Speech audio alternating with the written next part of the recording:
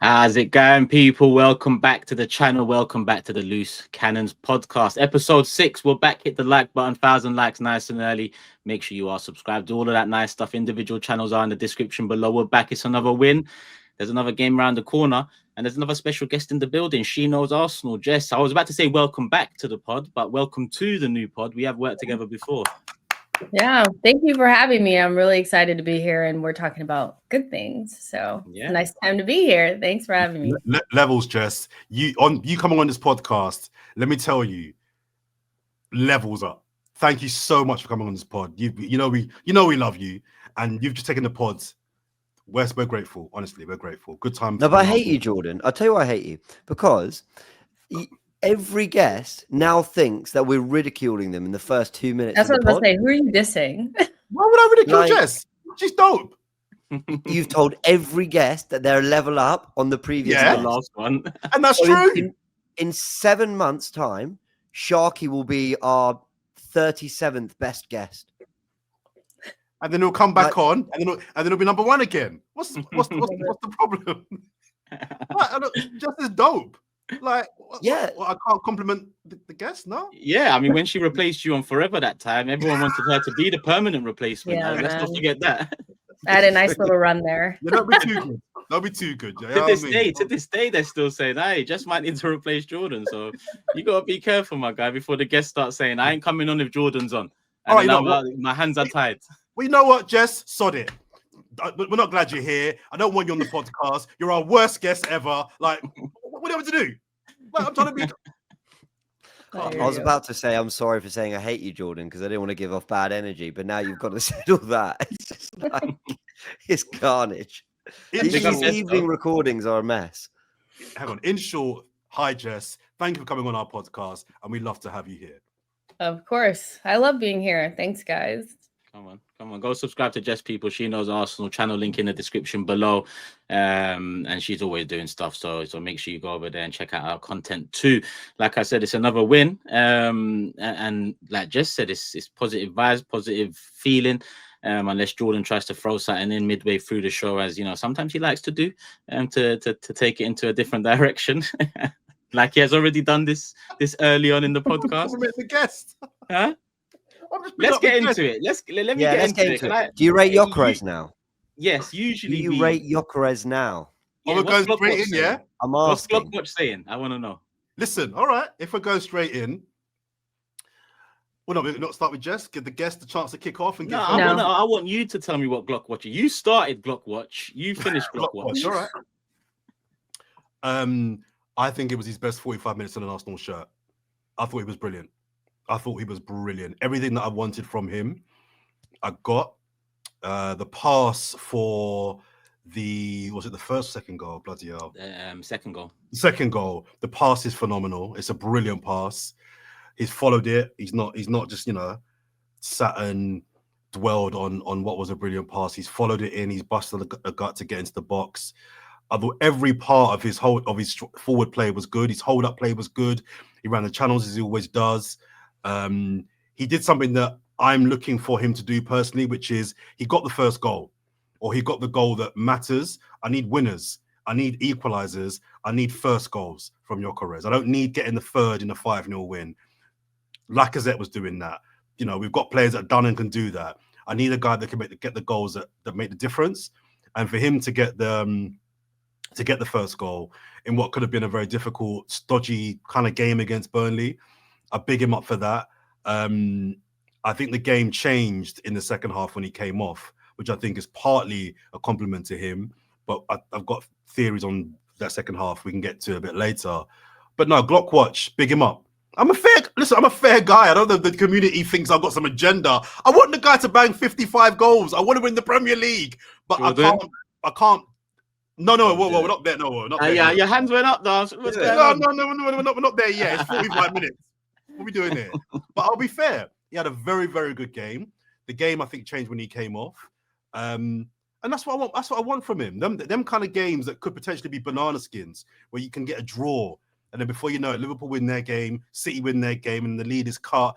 He got the first goal, set us on our way, but his general play was brilliant. So Glock Watch this week, it's a thumbs up. It's none of that nonsense. No, we're not there yet. But big him up. Well done. Jess, what did you think of his performance? I agree. I think that was his best performance in an Arsenal shirt, to be honest. I think I'm not gonna lie, I was slightly nervous about some of the stuff I'd seen. I'm like, ooh, Yeah. is he as good as I thought? You know, like what's going on? I need you to come through, you know, because I talked a big game before you got here. You need to be good, okay?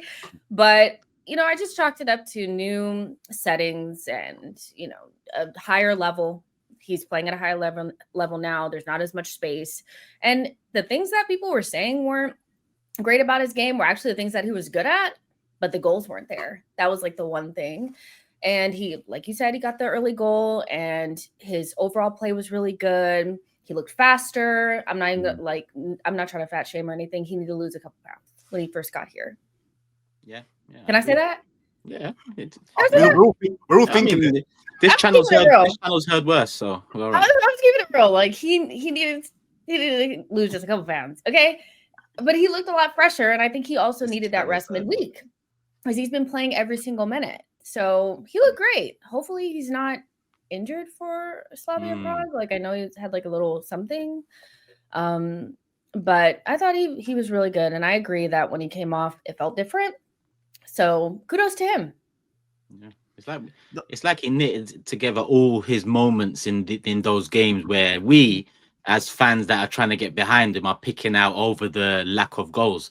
But he got a goal and he had all those moments. He should have had an assist. Saka should have buried that chance. And that pass was it was perfect. It was beautifully weighted. It was on the turn. It was, you know, there was something about it that Havertz does that well, I think. You know, brings it down and it links it up well. We haven't seen enough of that from GYOKERES, but that was a good moment for me. The pass to Trossard for the second goal, you know, the technique behind it, because, you know, a lot of us, even the ones trying to get behind him, are saying technically he doesn't look all that. He's a bulldozer. Some say he's a caravan with a football. Some say that he wasn't looking like a caravan in that first half. I can't lie to you. And Jordan's right. It's good that he got the first goal, but he has got a couple second goals, which is kind of the killer of the game. Didn't he get the second goal against Forest? Second goal against Leeds, if I'm not mistaken. They're just not as valuable as the first or the winner. Yeah. You know what I mean? Yeah. And he got one of them. With our defense can kill off games because we rarely concede now. But I'll repeat myself. My big thing was my doubt about him was not that he's not a brilliant striker, but is he a difference maker? Can he make the difference this season for Arsenal? That's what I question. And what I mean by that is in the games we're not playing particularly well, can he be the difference? In the games where you just need a goal out of something, can he be that guy? In a game, like I said, Burnley can be a banana skin. That could be a draw. If you get to the 70th minute and they just lock down, Liverpool felt that as well. They had to wait to the 95th minute, I think, to win their game. That could have easily been us. So for him to get that goal relatively early and right now we're in control. That's an important goal. They're the goals that I want to see. I don't care about hat tricks. I don't care about, you know what I mean? Like I say, third, fourth, and fifth goal. I'll take a hat trick or two. I'll take a hat trick, but I'm saying the volume for me isn't the thing I'm judging him on. It's the type of goals that he scores. And no, big him up. Fair play to him.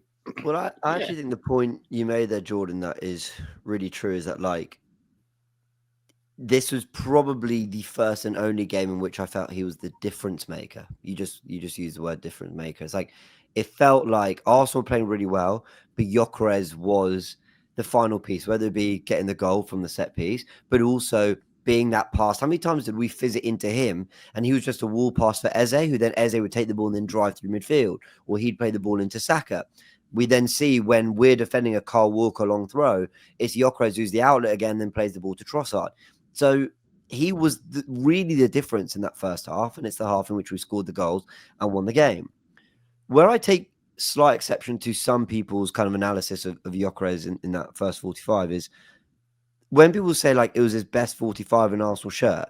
I agree with that statement, but it's almost said like it's oh no, now we're really happy, but we weren't before. And what annoys me about that is like, but I think there were signs of all of that against Newcastle, against City, against Olympiacos, against Forest a little bit, I think. Can't remember some other games. But like there were definitely games. Palace, like people gave him a really tough time after Palace, but I thought there were signs of that. And so for me, I was like, the difference is Esteve and the other centre back or whoever plays for Burnley aren't as good as Dan Burn and Botman and Fabian Schär or Malik Chow, whoever we're playing against, or Ruben Diaz or all these other players he's come up against. Like we said, the Palace back three is one of the best back threes, and Richards, Guehi, and Lacroix. So he's just come up against tougher oppositions, and we've had tougher games. In those games, he's had moments, but not imposed himself as much. Against Burnley, I would expect him to impose himself more because the opposition isn't quite the same. So, yeah, this was his best in terms of everything coming off. But I think he's been very valuable in other performances. And there were signs that he had this. And he's had other games in which his all-round game has been quite complete. And Jess is right. We thought we were getting basically a battering ram who's going to score goals and the hold-up was going to miss. Actually, the hold-up's been quite good. And it's the lack of goals that's concerned me. So I'm just really happy he got a performance which the whole Arsenal fan base just went, fair play, you were immense today. Did the second half prove that, or do you think that was a bit of, because there's been performances and wins this season where we've looked at it at one half we're a lot better than the other half, or we've had patches in the game that's won it, but that game felt like GYOKERES being off and Marino being the type of 9 that drops in and condenses the midfield a bit more, meant that our chance creation in the second half suffered. Yeah. Well, yeah. I mean, we were kind of managing the game, I feel like, as well. Like, I think job done. Everybody kind of relaxed a little bit. So there's some context around the second half. But when Burnley were trying to press us and we were trying to go long, where we could do that in the first half and get it to GYOKERES and it would stick, and then he would do the wall pass with Eze or Saka, whoever, we weren't able to do that with Marino.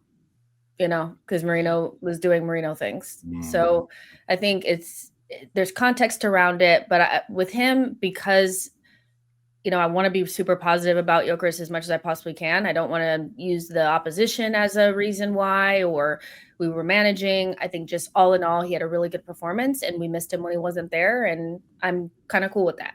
I think he's earned that. So yeah, but yeah. We'll get into it. Go on, Jordan. So yeah, I thought the second half was interesting because, I love Marino, but he didn't play well. And granted, he wasn't playing in the position that he probably would prefer to play in, but he wasn't good. There was definitely a drop off. But actually, was there a drop off, or did we just have to play the second half different to the first half? And I'm going to praise the club, actually, praise the team for doing that, because it was a different type of half to the first half. And I thought we managed that second half really well. They clearly understood the assignment of, we've got a 2-goal lead. We don't need to score a third. We know we're good at the back. Just don't do anything stupid. And James said something really interesting on the last pod we did, where you mentioned about, I think it was you said, are the club possibly managing, what did you say? Managing the level of energy they're exerting in certain games. And I'm a little bit like, if they're doing that, then fair play, that's sick. But in this game, it looked like they dropped off to 70% on purpose, because they kind of realized we've kind of got this, and we probably won't concede. We haven't got to score a third. We haven't got to do anything crazy. We haven't got to go mad to see this game out. And if that is what they're doing in some of these games, whereby they know they've got it wrapped up, then drop into 70% to preserve energy for what's going to be a very difficult period, a lot of games, then fair play to the club for doing that and the team for doing that. Because do you know what I worry about though, Jordan? Because I think it sounds better when you're 2-0 up in the second half. But Fulham and Palace, for example, 1-0 off, you could probably say the same in terms of the performance and maybe us going for it and being a bit more ruthless. And that worries me, because as much as we control, we dominate, and we're the toughest team to play against. It's evident that. I don't need the manager to come out now and say, it's been coming from years in the making. Managers have been saying they're tough. Now we're the toughest, but I still don't think we're ruthless enough yet. I think that's still something we need, and maybe it is the management of energy, and the ruthlessness comes in the second half because we're really full, going for it. But that's my point. If I'm understanding what you're saying, when you use the word ruthless, you mean kill it off 3 and 4, right? Yeah. What I'm suggesting is the ruthless might be you ain't scoring. We got a 2-goal lead. The ruthlessness might be we've got a 2-goal lead. You ain't scoring a goal. it might be ruthless that way. But you know what's funny? You know what I mean? In the 2-0, we had moments that we didn't have in the 1-0 that would have worried me a lot more. And by that I mean the Edwards free kick in the last minute. If it's 1-0, that flicks in off the inside of the post. Liverpool and Man City catch up 2 points on us this weekend, all of a sudden. And they had a header in the last 15 minutes or 10 minutes. It went over. I think they should have done. Was it a header? They should have done better. That should have been on target. Yeah, it was a half shot. In the 2-0, you're comfy. Even if they score 1, they're not scoring 2. And if those moments are in a 1-0, or obviously we don't want this to happen, but one day it does. They wouldn't be in the 1-0 though, because we're more locked in with the 1-0. Yeah. But it's 1-0. I'm nervy, Jess. PTSD, man. I don't know. No, listen, we all are. I'm just as traumatized as you are. Genuinely, I had the opportunity to watch 2 of our games, the 2 1-0s, after the fact. So I didn't have to live through any of it. So I'm watching. I'm like, what were y'all scared about? Those were half chances. Look at the XG against. We were safe. But when you're watching in real time, I understand. We're traumatized. But genuinely, I think at 1-0, they're even more on top of it. At 2-0, it was like, this is over. What are you going to do? You're not going to score 2 or 3. But I'd like us to get 3 goals sometimes. I would like that. Just to get the goal difference and to just feel like we could score ad nauseum if we felt like it. But I still think this team is also trying to get some chemistry going in the final third. So I want to give them a chance. And also we need players to come back. Madueke, Kai, Jesus, Odegaard. When those players come back, we'll have different options. Maybe we could score some more goals. Maybe it's the second half of the season thing. But we're really locked in at 1-0. At 1-0, we are a very dangerous team. And maybe at 2-0, we just kind of lay off a little bit. I get that. But also, I think, we're not just talking about what you're mentioning there, Turkish, right? If we only had the 1-0 lead and that free kick goes in, I think that's kind of just football. If we played that well in the first half, we didn't kill it off, and they score a great free kick. Obviously, we're all disappointed we didn't get the second goal. But to agree, that's just also the sport. Football's such a funny game. It's low scoring, but at the same time, you don't have to do a lot to score a goal sometimes. It can be it hits the post and it goes back off the keeper's head. It can be an own goal because he just whipped it into dangerous area and it's come off someone's shin. That's the funny thing about football. I think what I like about this Arsenal team is they've added enough going forward to make you feel like the stats that people don't care about actually start to matter, like field tilt, touches in the opposition box, XG, all those things are so heavily weighted to Arsenal. We are so dominant on those things that it's kind of going to take a moment of magic or a freak to even concede for us, because we've got enough quality, whether it's set pieces, whether it's Eze on the edge of the area. Winery, that goal he scored against Brighton, I rewatched that Brighton second half in the Cup. We played really well. That's with a completely rotated team and, a bunch of kids on the pitch. So I get what you mean. But I don't know about you guys. I was the Fulham away game. I was really nervous. That last 10 minutes, they didn't do anything. Palace, I was kind of nervous. They also didn't do anything. Burnley, I was chill. I was I don't know because it was 2-0 maybe. But I was just sort of setting up my stream. Yeah, all right, still going. A free kick, is it? Good save. I was just whatever, because and there'll be a moment in the season that bites me on the arse. Of course there will be. We're getting a little arrogant now, aren't we? Welcome to Arsenal Football Club, right? That moment will come. But let's just give the defence the credit, as a structure. But, I mean, did you see the XG philosophy tweet doing the rounds at half-time? 0 XG for a home side in the Premier League. And I saw the rival fans tweeting going, what can you do? What's that? What was that? 0 XG at home for Burnley, but Burnley 0 XG at half time against us. And I know stat merchants, all that, and XG. Who really cares? But they didn't have a shot, guys. That's unbelievable. That's the basics of football. That's the goal. You need to put the ball in that net. So kick it that way. They didn't do that once in the first half, and they did it 3 times in the second. This is an unbelievable level of control and a stranglehold that Arsenal have on their oppositions right now. Will it last all season? We will see, but it's looking good. Looking at it another way then, because where what I said comes from isn't from a place of negativity. It's more I don't think we've passed gear 3 so far this season. And this isn't the arrogance, talking. It's the reality. I think there's 2-3 more gears, especially the midfield to attack can get to, that final third can get to, that to avoid that bite in the arse in a couple months, next week, next year, whenever it may come, to start, I don't know, eating well. But at the same time, the energy levels, we've fallen off before in seasons. Maybe we look back at this period in February and say the way we managed this season was beautiful. We picked up wins, we dominated, we controlled, we strangled teams to death, and moved on to the next one. And now we're blitzing teams in the second half. Arteta's actually done that before with the Kai Havertz up front season after Dubai, where we scored the majority of that was our best ever scoring season, and majority came in that second half from Dubai onwards. That's what I was going to say. This feels like a more mature version of 23-24. The biggest thing of 23-24 that went wrong for us is we needed Dubai. We had the little moment midway through the season where we collapsed and we needed a reset. Without that reset, we were almost perfect in the second half of the season. And then it just happened to be the case that we were up against the treble winners. That was the best City are ever going to be, really. So it was unfortunate. But as long as we don't need to Dubai, I think we'll be okay. I'm hoping that the second half of the season is kind of similar. But yeah, that's what it kind of feels like. I feel like Arteta has been trying to get to this point. Last season was kind of an anomaly because we had so many injuries and we didn't do well in the market.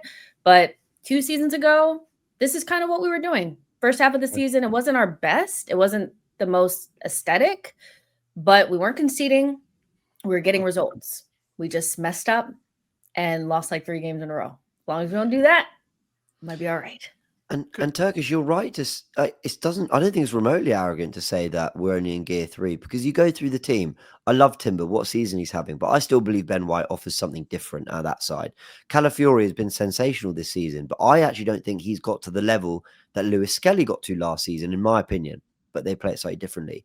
Declan Rice, unbelievable against Burnley, but I wouldn't have said he was his best Declan Rice this season. I'd say he was cooking up to it. Martin Odegaard, look at how he's looked this season when he's played. He's not even in the team. I think our best left winger is Eze. And I actually think when Trossard and Martinelli are both at their best, it's actually Martinelli. So it's our third choice left winger, arguably, who's doing it right now. Madueke coming on with 30 minutes to go when Saka's not playing well. And by the way, unreal at Fulham, unreal against Atletico.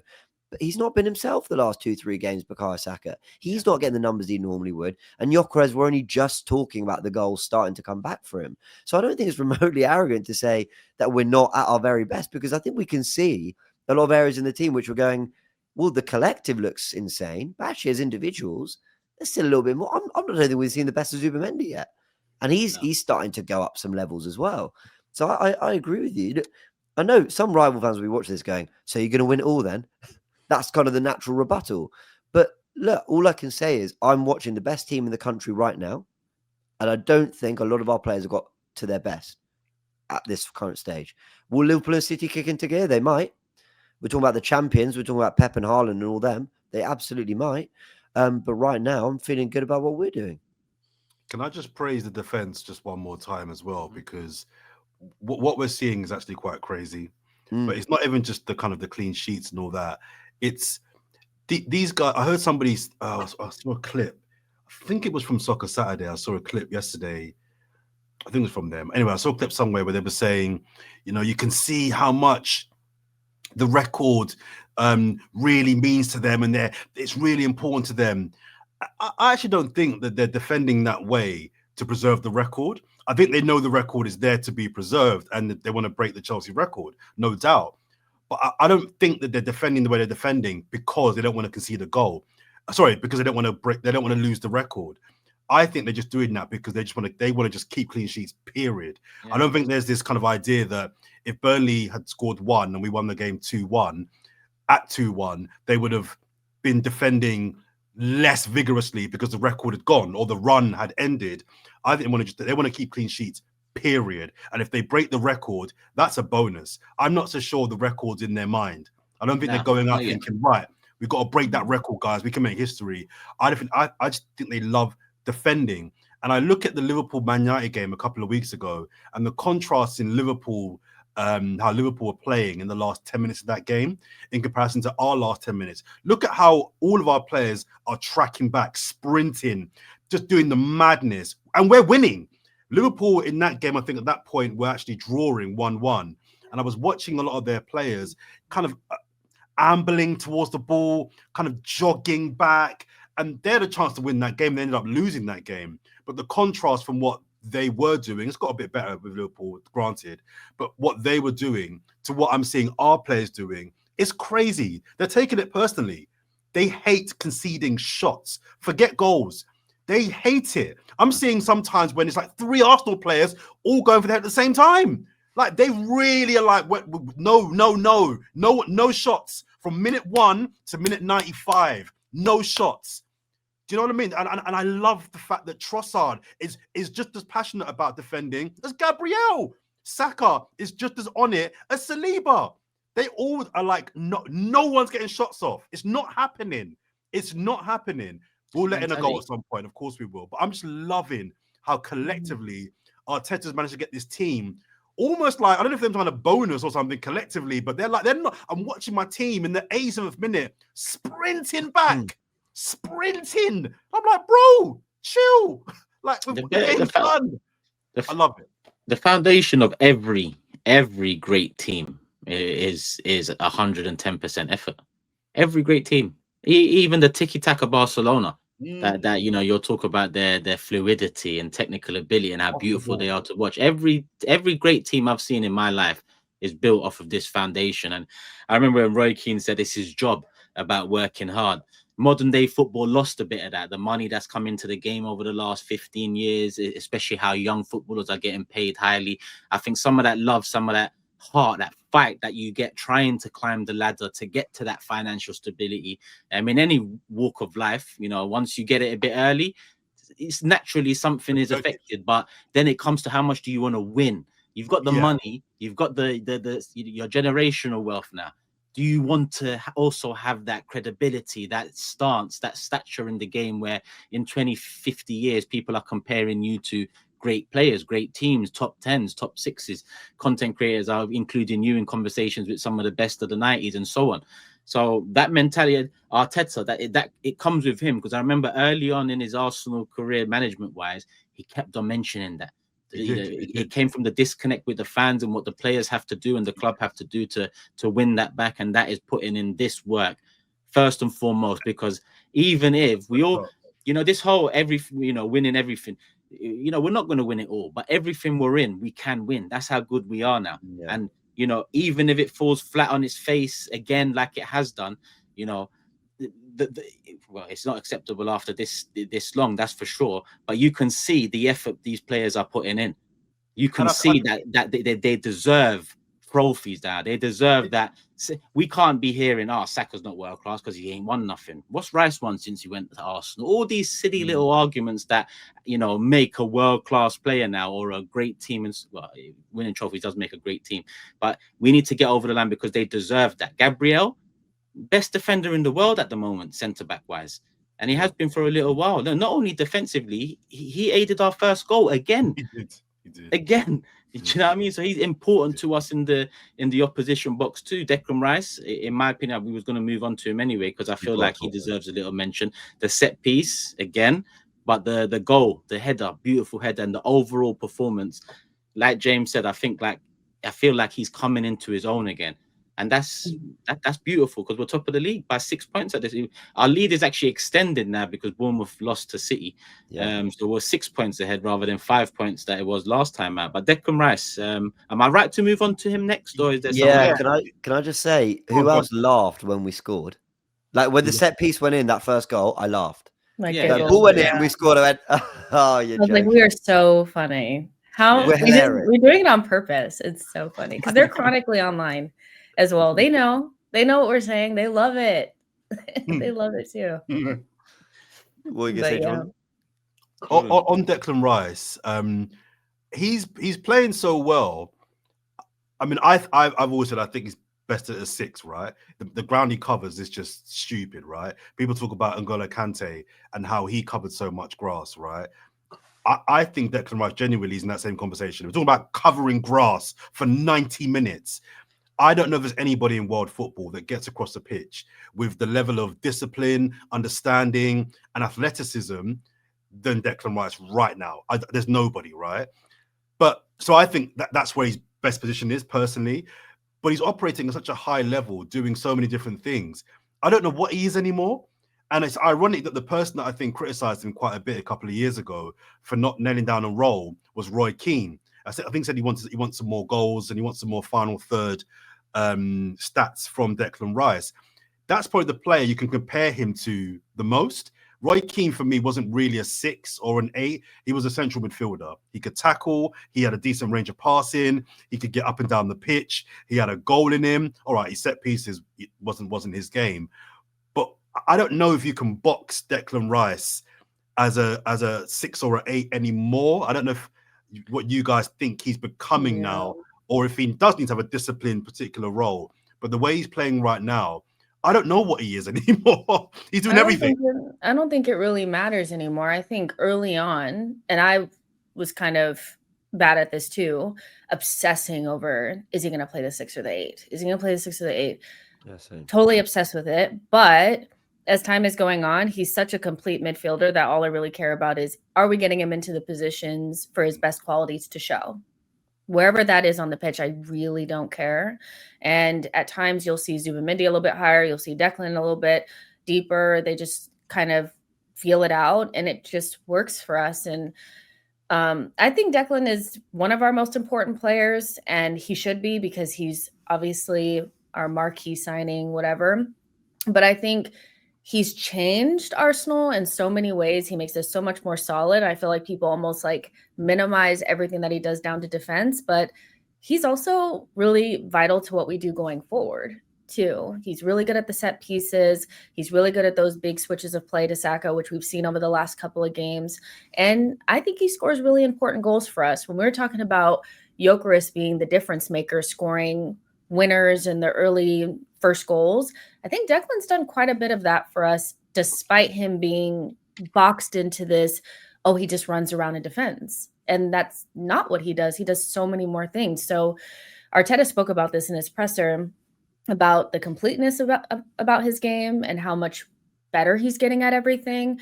And you can just see it. He's not a midfielder of today. To me, he very much so reminds me of midfielders back in the day when I first started watching, when there would only be 2 in the midfield and you kind of had to do more because there wasn't a third person in there really to do the other job.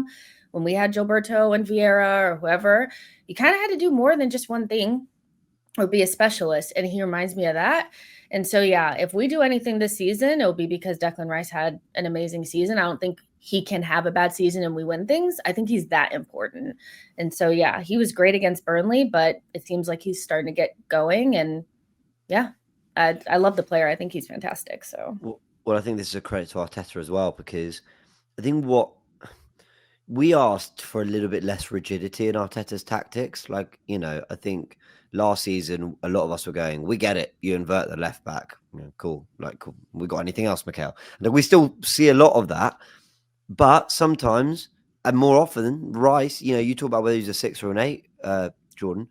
I think he's played as a 6 a lot this season. He sits in build-up next to Zubimendi. Sometimes Zubimendi is actually the one who moves away from that position so Rice can receive, and then he's switching the play, finding Saka in behind and spraying passes left and right.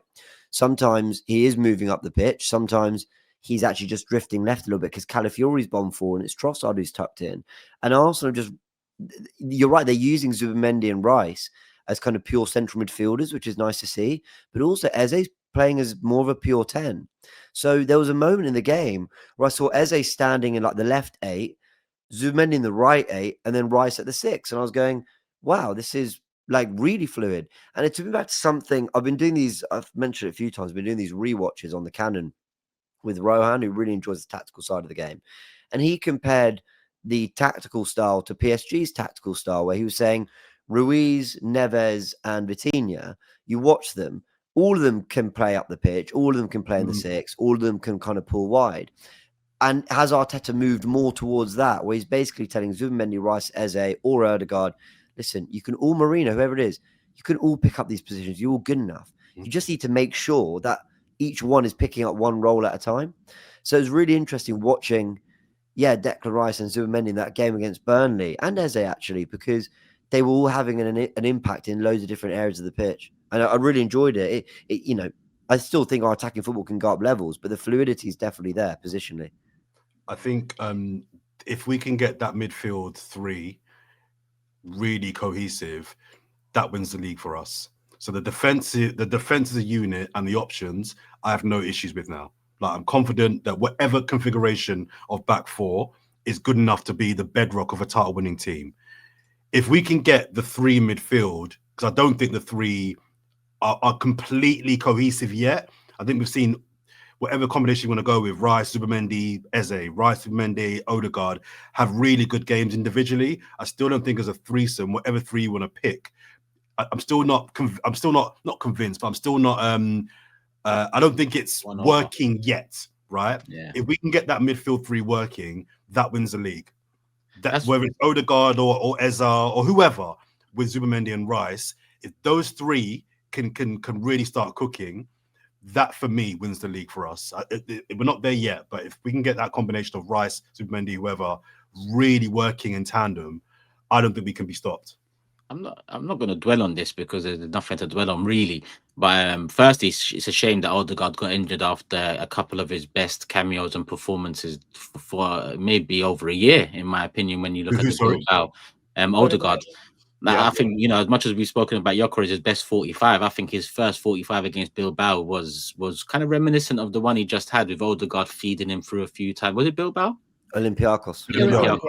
Yeah. Sorry, you're bouncing off the defenders and whatnot. So Odegaard being out's a shame.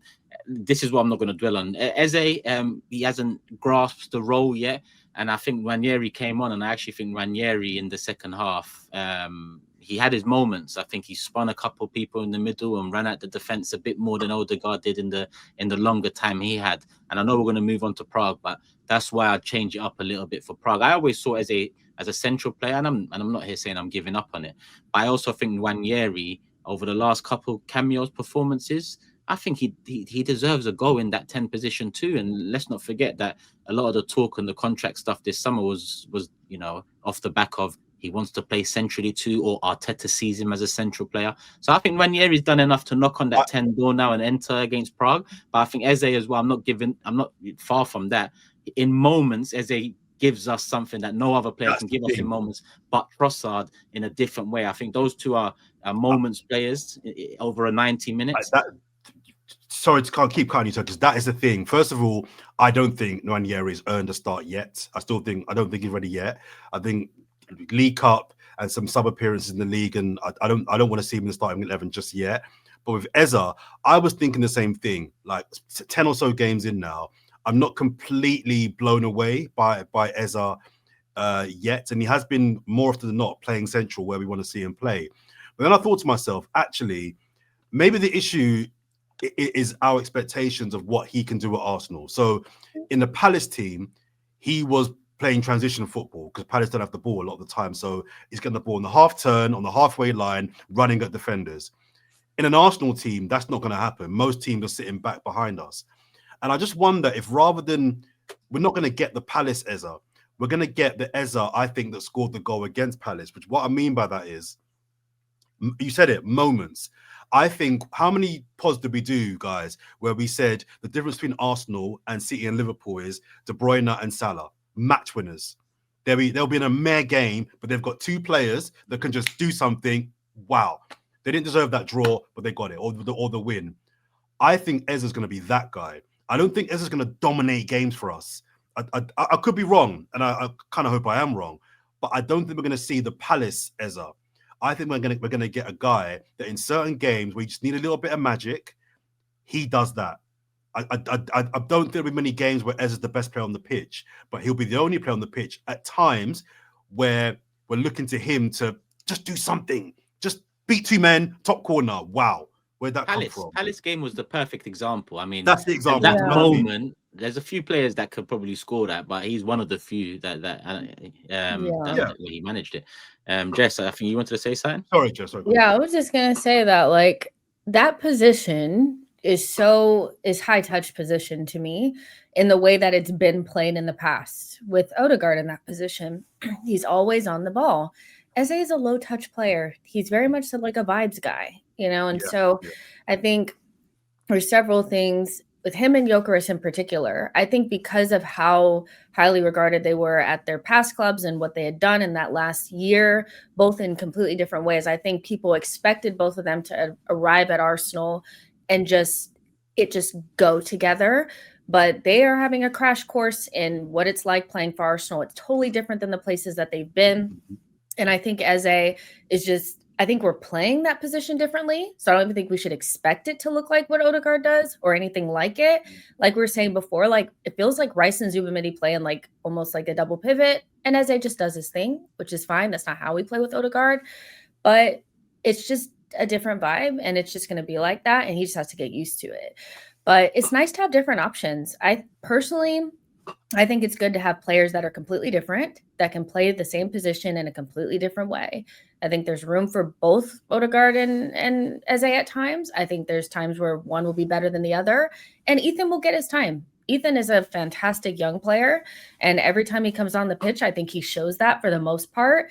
But I kind of agree with Jordan that like I still think he's a little bit greenish, and I don't know if I would put him under unnecessary pressure just yet if we don't have to, but we got options.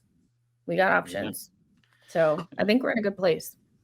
I even want to mention Trossard. I think that was his best starting performance for a long time. He had, I just said he's a moments player, but across the night he was involved, he was active, he got an assist, and he should have maybe he's mugging you off, yeah? He's mugging me off. Do you not like Trossard? What's going on? Jordan don't like many players, to be honest with you. So. This guy. The comments I'm sorry. Trossard, as far as I'm concerned, he can do no wrong. Sometimes he has some like bad, weird technical moments where I'm like, what are you good? What's going on?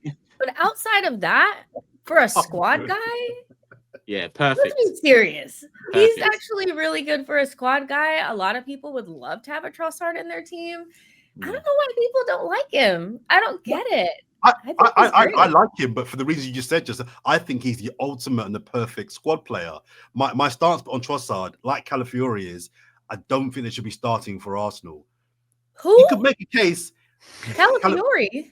But you can make a case. You disgusted our guest. Can I finish? I was gonna say you could make a case.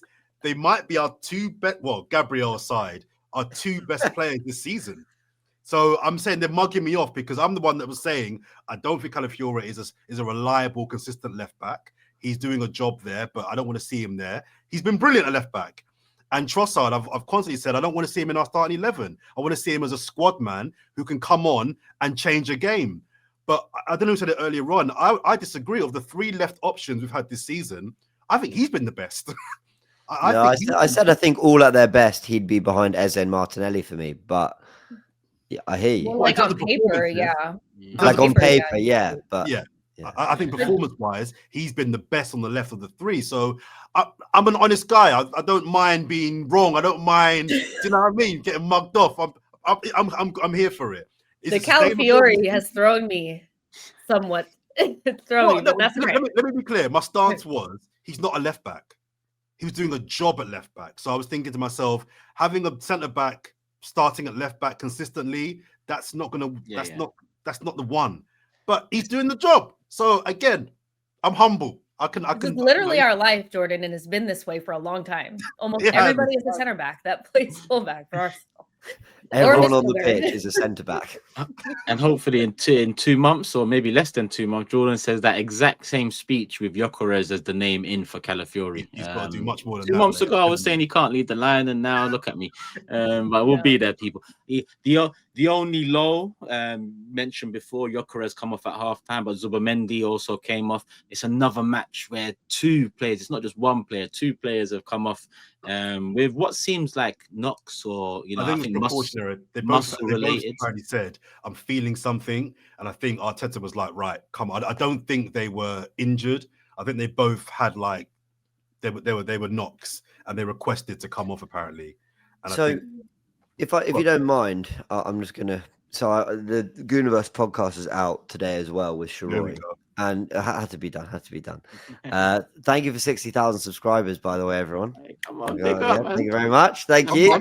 That's coming soon. Yeah, well, you never know. But Shiroi, I asked him the question, like, what could go wrong? Like, everything looks so great right now. What could go wrong? And one of the things he mentioned was, even though we are all praising the squad so much for the amount of players we got out and the amount who are coming in, and we're still filling a bench, and that's all great. Like, we also can't keep getting injuries. Like, at some point, it's like, okay, but because forget actually how many players you've got. I mean, we quite literally have like 3 players for some positions, which is crazy. The best title-winning sides, you can always remember their first 11. I can remember Mourinho's 2015 team, or Conte's 2017 winning team, or a lot of Pep's Man City teams when they did the treble. I know their 11. I know Liverpool's 11 last year. You remember them because it got to a point in the season where they kept putting that 11 out. They got to around February and they went, we're locking in. And it was the same 13, 14 players, and they had cohesion and they had momentum and they were always there. And that's the one thing I worry about. Like, this is great for now. We're finding a way, and you know what? There's no drop in performance, and great. But I don't want to get to February going, oh, Odegaard's out. We'll just chuck Eze in the 10 again. It's like, no, because where's the intention to have them? If we can go that last 3 months of the season, Odegaard in the 10, Eze on the left, Saka, Rice, Zubimendi are fit, GYOKERES is leading the line. The back four we want intact. And then you bring in Madueke every now and again. You bring in White every now and again. But largely, that's the same team. That I think that's the way Arsenal, that's the way you win titles. It's that. But not just win titles, guys. I keep saying trophies. Like, I know we need one first, but we're good enough. Like, I don't want us to fall out of all these competitions and all that. Like, we need momentum, and momentum breeds more wins, and then that's where you're lifting silverware. I'm going to watch that podcast. Go on, Jess. Go on. No, I was just going to say, can I be like, as long as I know this is a long list, kind of, but center back pairing, Timber, midfield pairing, Saka. To me, as long as those players are fit, we'll be all right. Everything else to me is interchangeable. Kai or GYOKERES, Eze or whoever on the wing or in the 10. Keep that center back pairing, Timber, Zubimendi, Rice, and Saka. To me, that's the most I can ask the injury gods, because I just feel like modern right now, it's going to be so hard. The amount of injuries everybody's getting, it just feels like it's going to be so hard to get like the second half of the season with almost the same amount of the same people fit all the time. You make a really good point. You're so right, because in modern football, you can't do that. Like, there's just so many injuries, but I just, again, like, City had that problem. Oh, so not that problem. It's a good problem. They had that solution of loads of players for every position, but they still went Rodri, Gundogan, De Bruyne. That was the treble-winning midfield 3. They went Ake, Diaz, Gvardiol, Walker, whoever it was. Like, you just knew they were rolling out. Gvardiol wasn't a treble winner, but Stones was. They were just rolling out that same, basically 9 or 10 players every time. So one concern, but you're right. Like, there's so many injuries in football that's like, okay, maybe you're just going to have to win the Premier League a different way from now on, because injuries are a huge part. We have so many injuries right now, like just right this second. So sorry, Jess, but I think it's also about what type of injuries, because the sympathy levels for Arteta, if he doesn't win the title or a trophy this season, if it's because of lots of players being out injured, no one's going to want to hear that. Especially if the injuries, even like last season, a lot of people cry about our injury records. I didn't have much sympathy for Arteta because a lot of the injuries were self-inflicted. These weren't leg breaks. These weren't ACLs. These were largely muscle injuries because you're wearing players into the ground. Your management of the players. The transfer window cost us, because you're right. Yeah, we didn't have the resources to be able to rotate adequately enough to protect the players in the end. But Turkish, to Jess and James's last point, this season we've addressed that with the transfer window where the numbers are there and quality, but the injuries are mounting up. And if we're going to get all these players out injured because we're not managing the players correctly, he's still going to get a lot of heat, and rightfully so. If you had 4 or 5 players out because 3 have broken their leg, 2 were ACLs, and 1 was a head injury that was, I don't know, long-standing, That's not on Arteta. You can't do anything about that. But if your players are getting muscle injuries because you're not managing them correctly, that is on you. So I'm with Sharoy in as much as we are just another 2-3 key players in our 11 away from it being a problem. The only difference is no one's going to hear that this season. If Arsenal dare come out and say we're struggling because we've got 7 players out injured, no one's hearing that, and nor should they. They shouldn't want to hear that. I'm going to watch that pod, James, because I've been thinking similarly as well. Like, where can this go wrong? Because I'm still not changing my opinions yet on the title winners. I've not veered from Liverpool yet. I know people will laugh at that. I'm not saying that because they won 2-0 on the weekend. I'm still not discounting Liverpool yet. I'm not. Arsenal not showing me. I'm not even discounting City yet, but I'm not discounting either. There you go. But the narrative is that it's Arsenal's to lose, and I'm like, no, I'm not buying into that. Arsenal have not shown me yet when it matters they can get the job done. So until that happens against 2 teams that have shown me when it gets sticky, they can get the job done. I'm not veering away from Liverpool being the Premier League champions. Is my prediction. Do you know what it is? I mentioned Gear 3 earlier, and now we're on injuries. And I don't really talk about injuries much. I think last season you could have been sympathetic to it if you look at it one way, but if you look at it from a transfer window perspective, way it's self-inflicted. It's our situation injury-wise this season has been very, very unusual. Like we're top, yeah. So it's looking good. But to have in 3 different games 2 key players come off in all of those games with an injury, to have knee injury after knee injury, hamstrings, muscle, I get you. You can look at it, and I've looked at it before and said Arteta pressing, training, what's going on. But the knee injuries, Odegaard smashing his shoulder, doing it again, then his knee when he returns. Some of them, like Saliba starting when he felt something, Arteta take him out maybe. It's been give or take, but overall, the names out: Havertz, Madueke, Odegaard, Saliba's been out, Gabriel's been out, Saka's been out, White's been in and out. So many players already that we're on the cusp. Like James said, we can't keep on getting injuries because it's been very unusual, masked by winning games and still performing at a level where teams can't touch us. Once we get everyone back, like Arteta mentioned, North London derby, we should have at least 2 of the 3 back in Odegaard, Madueke, Havertz, ready to start. Probably not, but the squad starts building out a little bit more. On Prague though, looking a bit closer in, GYOKERES, Zubimendi, concerns? Do we? Zubimendi was already going to be out, wasn't he? Oh, what was it? Yellow cards? Yes, I think so. Okay, so Zubi was already going to be out, so it's kind of like cool. Like we already was thinking he was going to be out. And Norgard had a stinker against Brighton, if you ask me. So I'm a little bit nervous. Really, you think he was bad? I do think he was great. I mean, being a bit facetious there.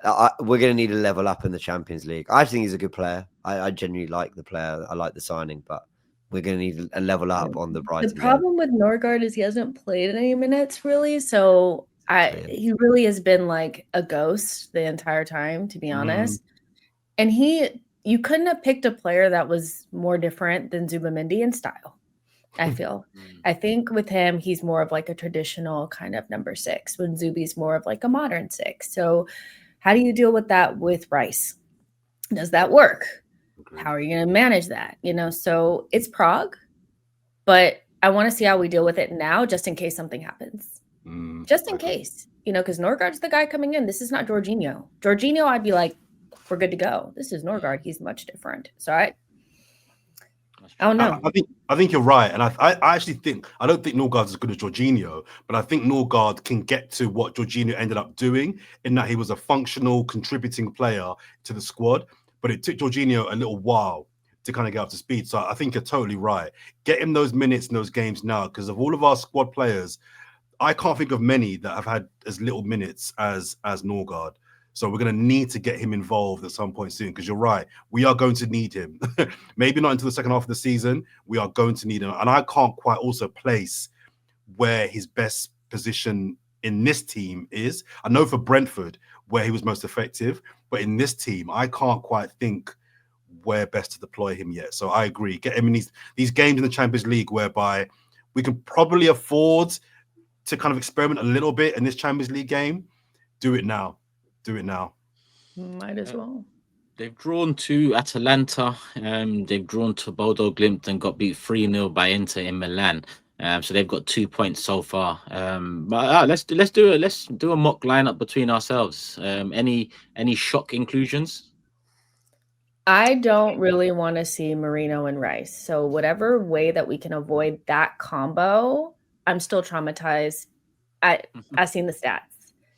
Just not that. That's my only thing that I would say that I have to add. I agree with that. Okay, let's start midfield three. Who's your midfield three?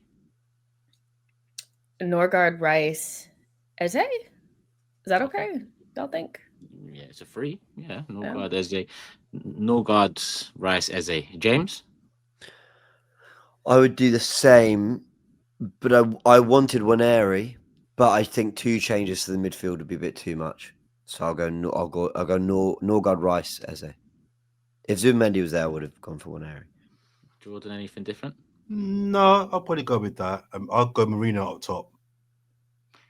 I'll put in Ranieri and put Eze on the left.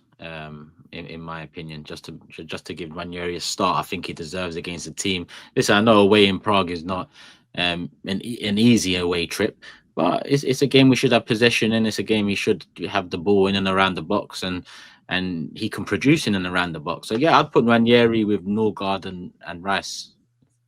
That would be my only change. Eze still starting on the left. Do you think Eze needs a rest? Martinelli up top. Nelly on the left. Nelly. Champions League has been his thing. Like that's been his vibes. I'd put him up front because GYOKERES concern. Need him for Sunderland. I'd put Martinelli up top. You're doing fantasy lineups now. It kind of is. He's not gonna play him up front. We're winning every week, Jess. We're not conceding. I can do a fantasy. Okay, fine. In your fantasy kind of lineup, you could put Martinelli up front. Bring me back to earth. What's the front three? You know what it's gonna be. It's gonna be either like Marino or GYOKERES. Now, I think GYOKERES needed that rest, and he probably will still need it because something's not right. So Marino, Martinelli, and Saka, so he can get that stinker out of his system. Because he was stinking again. Burnley. Let's turn the page on that. That's probably what I'd go with. Because I know he's not gonna play Martinelli up front, and you know that too. I do. Sorry, and also he's awful up front. We don't know that. He's awful up front. Martinelli. Yeah, we saw it we've seen it before a couple of years ago. He's terrible. Yeah, but this season he's won us. He's won us. Well, he got us a point against City, and what was it in the Champions League? Both central. Yeah. I know he came off the bench for it, but it was both central. That's where I think he's most effective off the bench, because people keep saying start him. His strength is running in behind. Most teams ain't going to push up from the start. So he's not beating you one-on-one. So he's blunt. He's effective when teams have to come out 30 yards, 20 yards, and we just go over the top or go around the side. He started against Olympiacos. I thought he was good in that game. That was okay. I just don't. He doesn't beat you one-on-one. Who's your front three then, Jordan? Yeah, I'd go Marino up top. I'd go Saka on the right, and I would go Trossard on the left. Trossard can beat you one-on-one. Martinelli can't beat you one-on-one, so there's no strength. So who do you start on the left against Sunderland, though? Should he?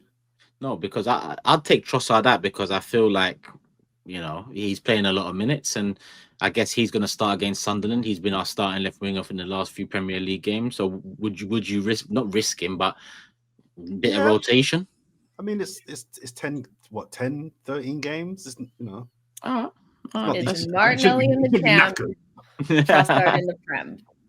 Huh? Yeah, that's what it's been. Like, I'll blame him both. I genuinely don't think Martinelli is any asset starting games. He's no asset starting games because he's the thing that he's best at. He can't deploy from the start. It's literally Prague. He just played brilliantly against Atletico Madrid. Yeah, that's the game. Yeah, he was great. Another one. That was a finish as well. And it's Champions League. There's going to be more space. They're not going to be sitting in a deep block. Maybe. I just think the things I've loved about him the most all generally have come this season, where he's coming off the bench in behind. That's what he's really good at. Okay. to save it. I think it will be Saka, Marino, Martinelli front three. I think Martin will make it back. I don't think he'll risk GYOKERES. I think he saw from Brighton that GYOKERES benefited from a bit of time out. I think he'll go Eze, Norgard, Rice. The only other change I would like to see is Ben White in for Timber, because I think why not? Like, Ben White looked fine against Brighton. There's a good player there. He needs some minutes. Timber's played a lot. I wouldn't mind Lewis Skelly for Calafiori, but I was going to say both Lewis Skelly and Ben White. You could do both. But yeah, so then you're Jordan talking is itching to say something bad about Ben White.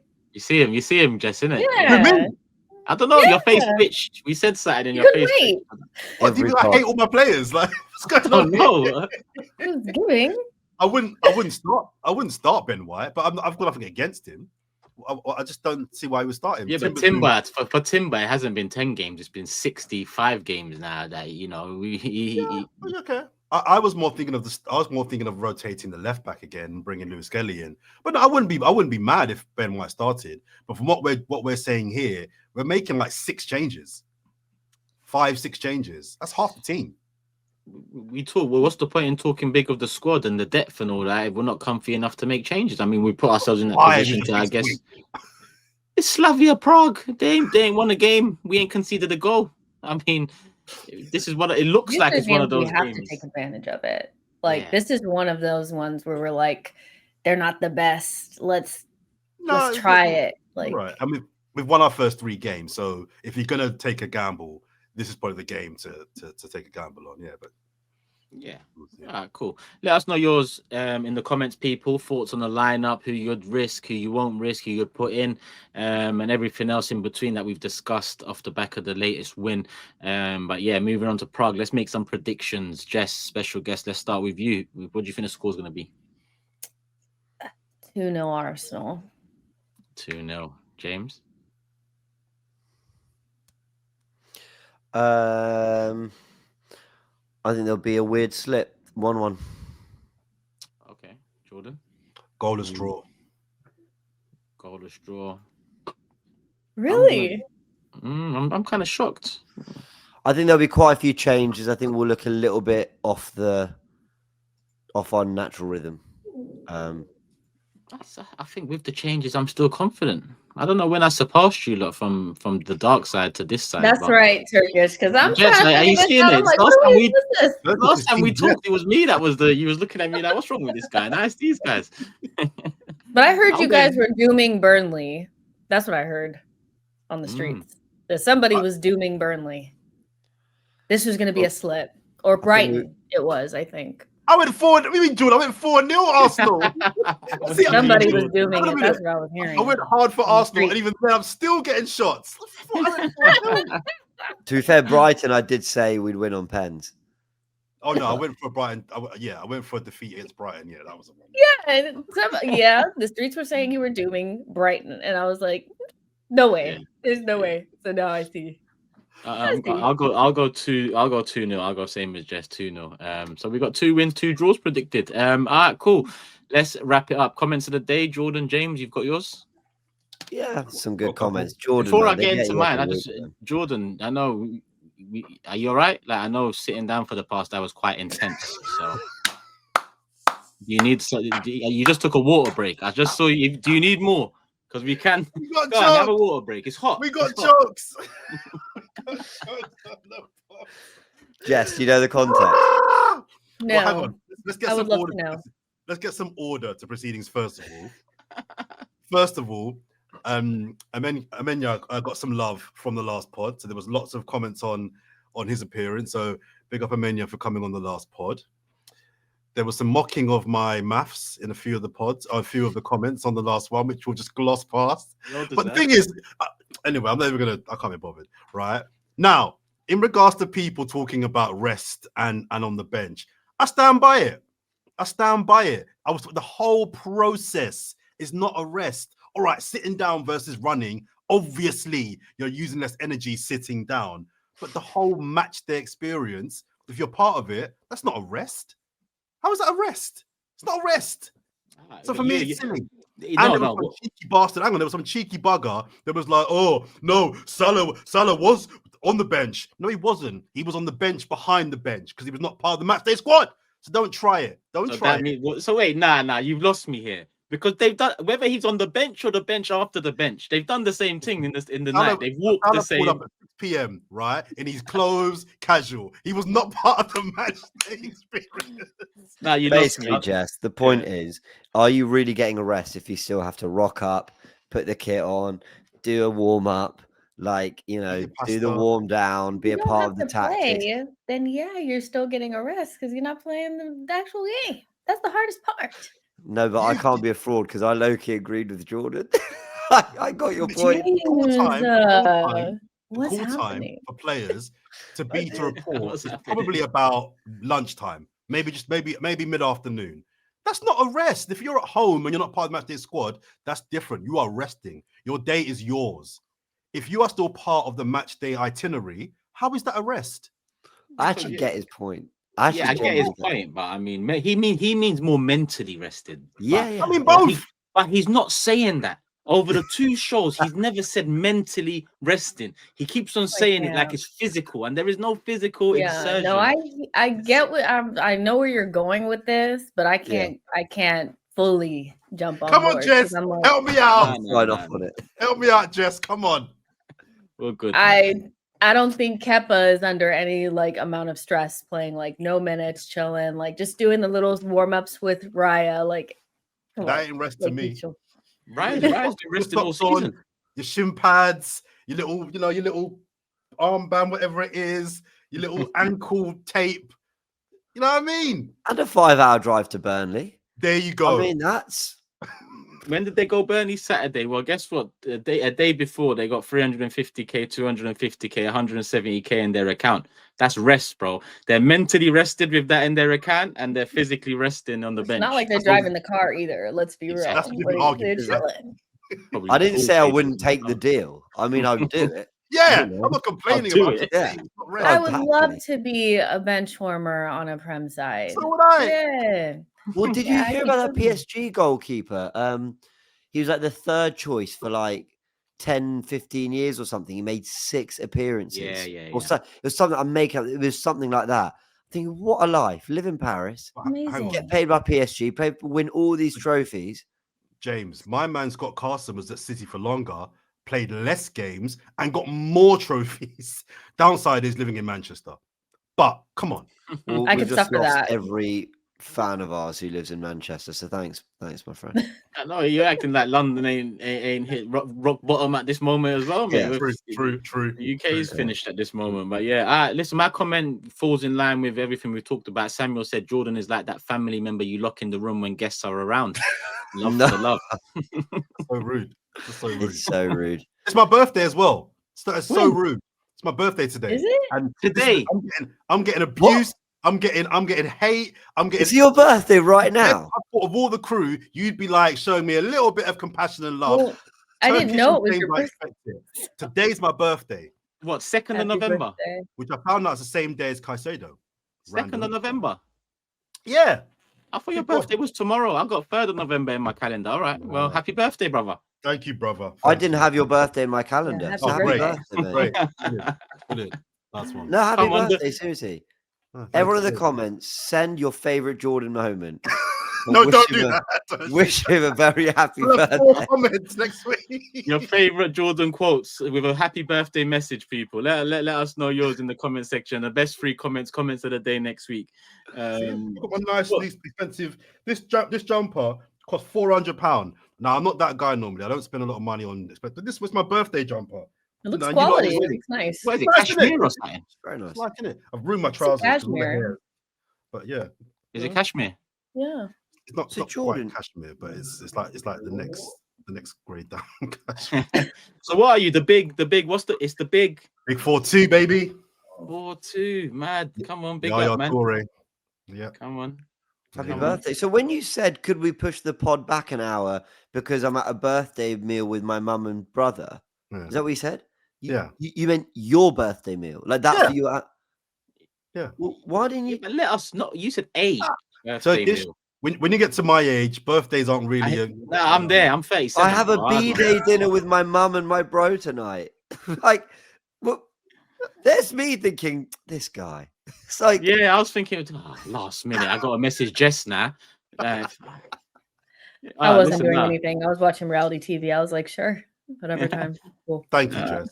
Thank Happy you. birthday, Joe. I get you though. The birthdays come and go now. It's just under the radar. You keep it moving. Big You're up, an though, old man. bastard like me. Birthdays, yeah, you don't really make you try and downplay them, if anything. But I was going to mention low key like me, not a lot happening. Yeah. You went ham. You went ham, James. Ham, you should have saw Cecil's, mate. Then you'll know what a I ham saw is. pictures. I saw. That I no longer felt guilty for. Nah. I'll never feel guilty for anything again in my life after seeing that. Never. That was It was a production. I know he watches this podcast. Cecil, that was elite. But you're also a disgrace. He had Will Smith on the screen saying happy birthday. I'm walking into the place. Will Smith's on screen, bro. This Fresh Prince. So what's going on? I love Cecil. No, I love it. Oh, he did it in the most Cecil way possible. You know, he rocked up to his party 2 hours late. Oh wow! And Well, you're supposed to be fashionably late to your own birthday. That's how you do it. Fashionably is one thing, but this is disgustingly late. You must missed it. I think some guests left before he even came. So they took a picture with his cutout that he also had in the venue. Yeah, a life-size cutout of himself. Cecil's different, man. He's different. Well, the place had like, so there's me thinking it's over 2 floors, like fair, great party, whatever. It wasn't until the last hour that I clocked there's like a whole underground club that he'd also booked out. Like he went all out, Cecil. Happy birthday to him. Happy birthday to you, Jordan. Thank you. Sorry, I interrupted Turkish's comment. Sorry, we're halfway through. No, that was it. Just lock you in the room when the family come around. That's it. Could I spend a minute, just very, very quickly, pitching my new game that can replace the predictions? Here we go. Go on. You can try. No, because I think it's a really good game.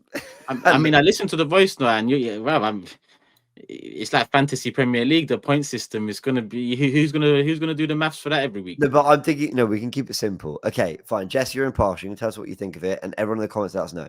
Jordan, turn your camera on me. You replied to the voice note saying it's a great game, so I don't know what you're doing. You said you loved it. So what we basically all do is we each pick 3 players for the upcoming game, but we can't pick the same player. So Turkish, you might go Eze, Odegaard, Saka, Jordan picks another 3, I'll pick another 3.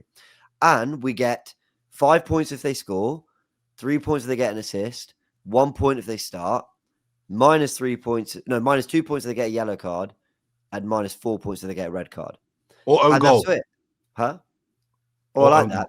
Well, we can iron out what the exact numbers are and what they mean. But basically, we just pick like 4 or 5 simple categories.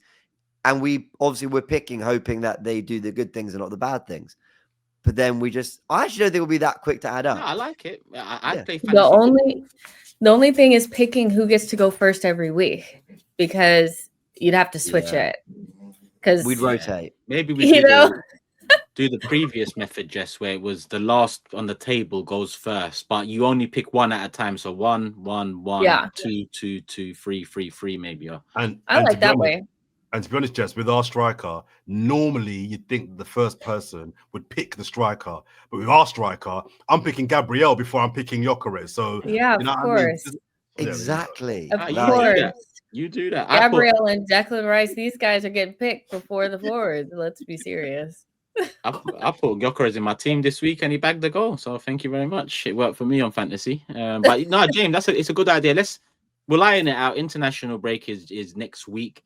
And coming back into game week 12 after international break, North London derby, we'll start this game. So we'll have a point system.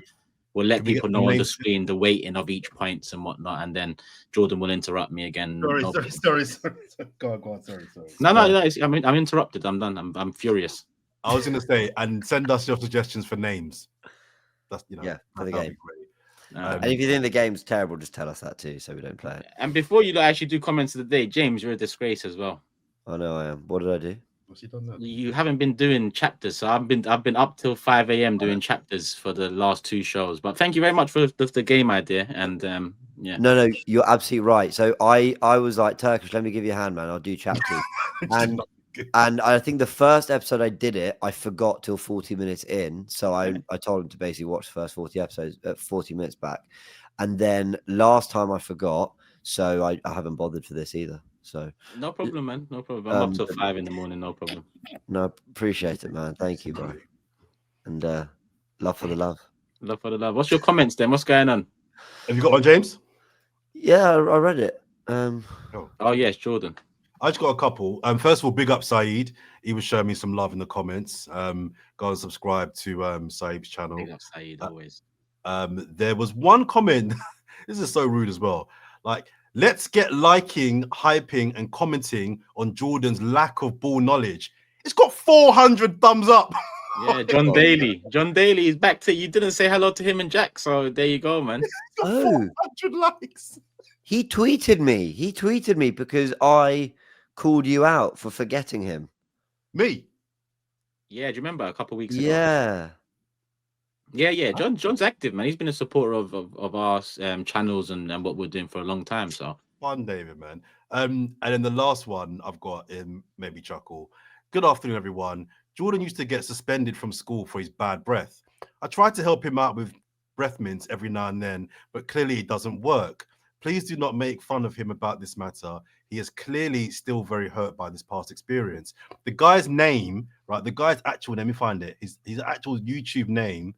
Where is it? Hang on, bear with me. Jordan's Mum Forever.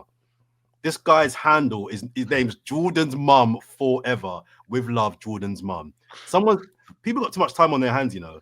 They got too much time on their hands. You've entered Turkish LDN, mate. They say this is a new channel. This is new angles of abuse, mate. So what's going on? Like the Jordan roast section. It's not even comments. It's just your roast session. Yeah. But I mean, he loves it as well, Jess. So you know, I'm ambivalent. So John Daly did tweet me. He said, "Thanks for reading out my comment. You are now Jack's favorite." So Jordan, you've lost that title. There you go. Okay. That's comments. Oh yeah, the guy that actually mentioned your breath on the last show. He actually took it serious and said he was only joking about, and he said he got shadow banned. I haven't banned anyone, especially for saying bad breath. Do you know what people have called me over the years, and I allowed them to do it? I don't really. I'm not going to suspend someone for bad breath, but he said apologies. He wasn't serious. It was a joke. He feels like you took it a bit too serious, but yeah, I just told him same again next week. On that note, birthday, mate. On that note, happy birthday, Jordan. Big up James and big up Jess. Jess, hopefully you've enjoyed. Let them know, obviously, the channel link so far be in the description below. She knows Arsenal. Miss flowed well, and let them know what you're doing, what's coming up, and where they can find you overall. Yeah, and do consistent content weekly on She Knows Arsenal. So just find me there. You guys can follow me on Instagram at Jessica Black TV. That's where you can find me. Jessica Black TV. Let me just quickly go. How many subscribers you on? For YouTube? 27.8. All right, let's get her to 30k, people. Let's get Jess to 30k. Enough of you watch the show. So she's semi-consistent with it now. If you get her to 30k, I'm sure she'll become a bit more consistent than she is at this moment. So show her some love, show the video some love, hit the like button, make sure the likes are up. Make sure you hype the video if you can hype the video. Big up James, the Gooniverse News. Big up Coolest Disabled. That's Jordan's channel. This channel, subscribe. The Big Six, you know what it is already. Love for the love. We'll be back after Prague, but after the Champions League fixtures too. So Thursday morning will be the next episode, another guest on that one, and that will be leading up to Sunderland just before the international break. So subscribe, like, hype, show Jess some love, show the man them some love, James and Jordan, and love for the love, people. We'll be back when we're back. Peace. We're out.